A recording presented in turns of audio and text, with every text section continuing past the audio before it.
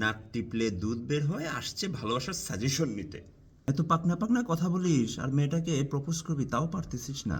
মেয়েটা অনেক বদমেজাজি, ওর ছায়াটা দেখলেই বোঝা যায় যে ও খুবই খুবই বিশ্রী বদমেজাজি কোথাকার। শকুনের দোয়ায় গরু মরে না, কিন্তু আমার বদ দোয়ায় ভালোবাসা ব্রেকআপ হয়ে যায়। গত 2টা মাসে 5টা রিলেশনশিপ করছিস, এত ফিল কোত্থেকে আসে? ভাই প্রথম দেখায় মেয়েটাকে ভালোবেসে ফেলছি, এখন এতগুলো ট্যাক্স দিচ্ছি, রিপ্লাই করে না। এই ভালোবাসা তোর জন্য না, তাকে ভালোবাসতে গেলে মনে হবে তুই বিষ খাচ্ছিস। মাত্র 2 মাসের রিলেশনশিপে এত কান্নাকাটি, ছি! আজকে আর ভালোবাসার সাজেশন দিব না, আমার নিজেরই ব্রেকআপ হয়ে গেছে। গার্লফ্রেন্ডকে নিয়ে দামি দামি রেস্টুরেন্টে যাবা না তো গার্লফ্রেন্ড থাকবে নাকি?